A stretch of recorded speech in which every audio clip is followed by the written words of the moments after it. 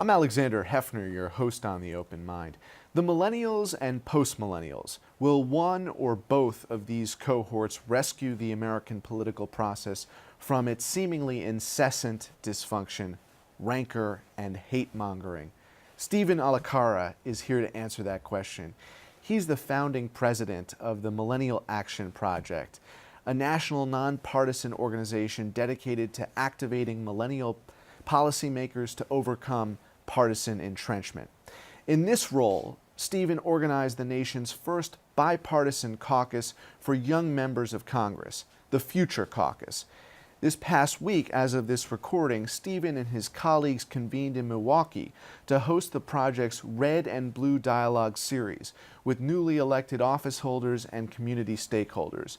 Milwaukee is not only special as my hometown, Stephen reflected, but also as the epicenter of political polarization and segregation in this country.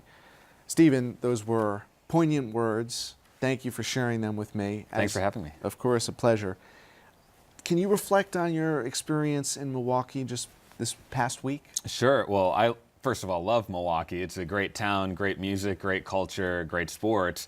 But one of the things, as you referenced, about the greater Milwaukee area is it really is, according to studies, the most politically segregated metro area in the United States. And I grew up in that environment. Before I got into politics, I was playing music, actually, primarily jazz. And so my music kind of spanned across these major political divides. And as you mentioned, last week we hosted these Red and Blue Dialogues in Milwaukee, and where we brought together our local Future Caucus members who are young and new elected office holders, along with the community. And it's really powerful because in this moment of divisive politics, to see community members who really want to rise above the tribalism and the lack of respect we have for different viewpoints is really encouraging, actually. And at the end of the dialogue, a number of people said, I thought we had a lot more in common than we expected. And so this is just the beginning. And I really believe that change does come from the bottom up. And so if we can model the type of leadership, the type of political discourse we need, it can really start to make a big difference. Stephen, you perceive that to be a plurality or maybe even a majority who are not just fed up with dysfunction, which is a long-standing American pastime, but want to engage and see themselves as solution makers?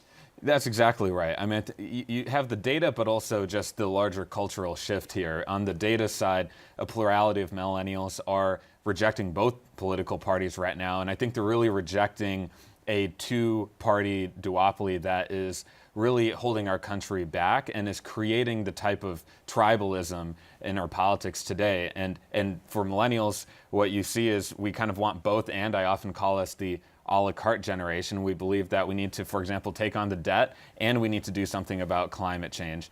And so we are seeing that, which is really encouraging.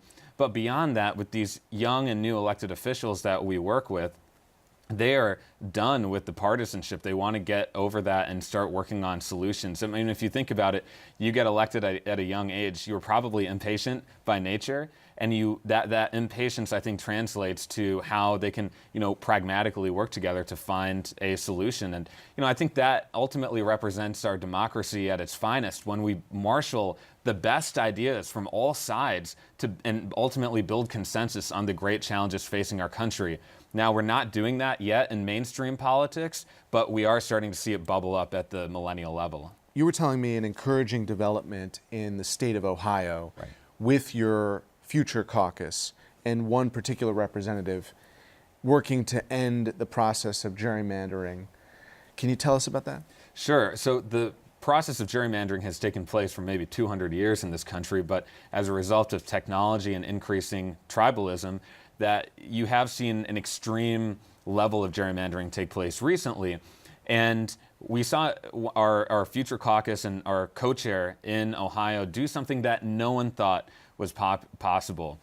Ohio, which is a state gerrymandered for the partisan benefit of Republicans there, has caused a level of distrust there in just the way that they draw the districts. And our Republican co-chair, State Senator Frank LaRose, introduced the bipartisan legislation to effectively end gerrymandering in the state. This was a year ago when a number of people thought this was impossible. A lot of, as you can imagine, establishment Republicans were actually against it. And they were all saying, like, this guy's crazy. I asked him at one of our Millennial Action Project forums, you know, Senator LaRose, how are you doing this? Isn't it at the expense of your own party's benefit? And he said, no. I think we should win because we have the best candidates and the best ideas, not because we cheated our voters.